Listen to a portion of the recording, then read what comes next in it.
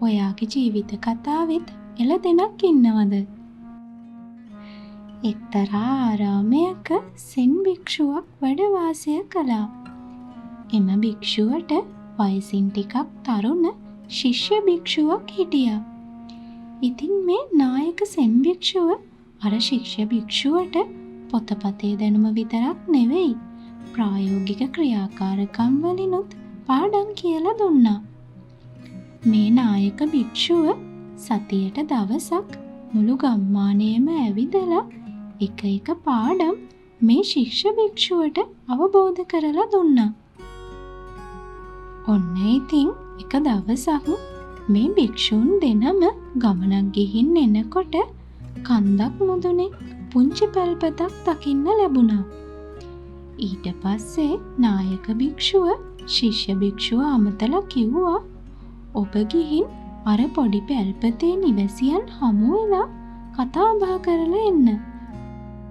ශිෂ්‍ය භික්ෂුව අර පොඩි පැල්පතට වැඩම කරා. ගේ ඉස්සරහම ටිකක් වයසක කෙට්ටු එළදෙනක් ගැට ගහලා හිටියා.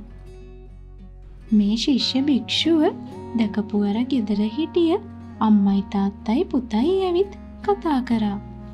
ඔවුන් ඊටාම දුප්පත්.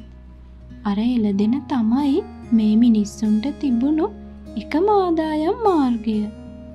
ඊට පස්සේ ශිෂ්‍ය භික්ෂුව හරිම දුකින් මේ අහිංසක මිනිස්සුන්ගේ ජීවන තත්වය ගැන නායක භික්ෂුවට කිව්වා. සම්පූර්ණ කතාවටම සවන් දීපු නායක සෙන් භික්ෂුව හරිම පුදුම උපදෙසක් Tamanගේ ගෝල භික්ෂුවට දුන්නා. ඔබ අර එළදෙන පැහැරගෙන ඇවිත් එහා පැත්තේ තියෙන කන්දෙන් පහළට තල්ලු කරලා දාන්න කියලා. ශිෂ්‍ය භික්ෂුවට හරිම පුදුමයි. හැබැයි Tamanගේ ගුරු භික්ෂුව දීපු උපදෙස් කිසිම විදිහකින් කඩ කරන්න ශිෂ්‍ය භික්ෂුවට අයිතියක් නැහැ. ශිෂ්‍ය භික්ෂුව මේකට කැමති වුණේ නැහැ. අර අහිංසක මිනිස්සුන්ගේ මූණු මැවිලා පෙනුණා. නායක භික්ෂුවගේ අණකිරීම අනිවාර්යෙන්ම අකුරටම ඉටු කළ යුතුමයි.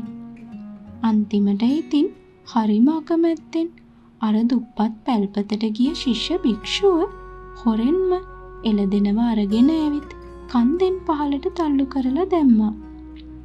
දැන් මේ විදිහට ලොකු කාලයක් ගත වුණා. කොච්චර කාලයක් ගත වුණත් ශිෂ්‍ය භික්ෂුවට අර ගෙදර මිනිස්සුන්ගේ අහිංසක මූණු නම් අමතක වුණේ නෑ. ඔන්න ඉතින් දවසක් මේ ශිෂ්‍ය භික්ෂුවට හිතුණා නායක භික්ෂුවට හොරෙන් ගිහින් අර පැල්පතේ මිනිස්සුන්ගේ විස්තර ටිකක් හොයලා බලලා එන්න. කොහොම හරි හොයාගෙන ගිහින් අදාළ තැනට ගියාට පස්සේ මේ ශිෂ්‍ය භික්ෂුවට ගොඩක් දුක හිතුණා. ඒ කන්ද මුදුනේ දැන් තියෙන්නේ අර පැල්පත නෙවෙයි. ටිකක් මධ්‍යම පාන්තික නිවසක්. කලින් පොල්ලතු ලී ගහලා තිබුණු පැල්පත වෙනුවට දැන් ගඩොලින් බැඳපු චූටි ලස්සන ගෙයක්.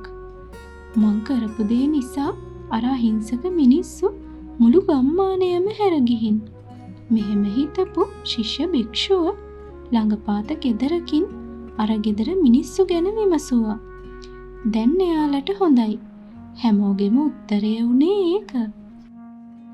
මේ ශිෂ්‍ය භික්ෂුව අන්තිමට තීරණය කළා ගෙදරටම ගිහින් විස්තරය දැනගන්න.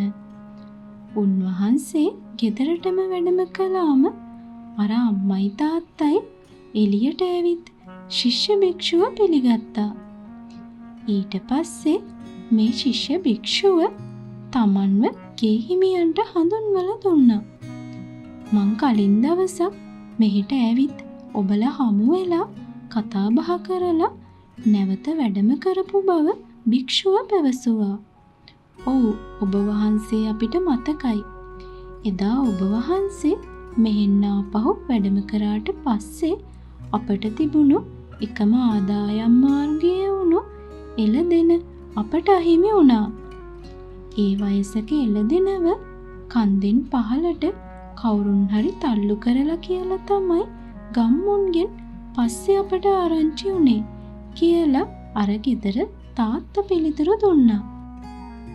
ඊට පස්සේ ඉතින් ඒ ගෙදර අම්මයි තාත්තයි ජීවත් වෙන්න වෙන මාර්ගයක් නැති නිසා වහලා දාලා තිබුණු බේකරියක් කුලියට අරගෙන එතන වැඩ කරලා ටික කාලයකින් හොඳ ආදායමක් ලැබුණු නිසා ඒ බේකරිය මුදලටම අරගෙන දැන් මුළු ගමේම මිනිස්සු පාන් බනිස් ගන්න එතනින්.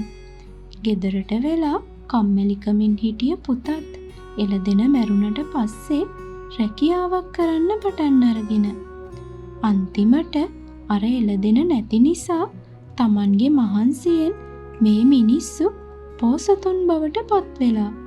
ශිෂ්‍ය භික්ෂුවට හරිම පුදුමයි.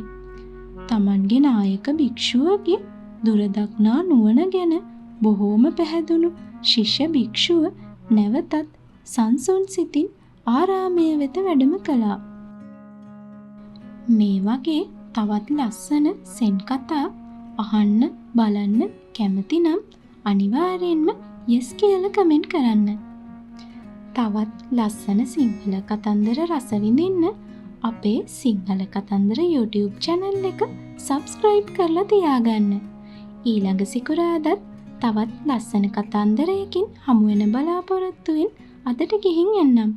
හැමෝටම සුබ දවසක්.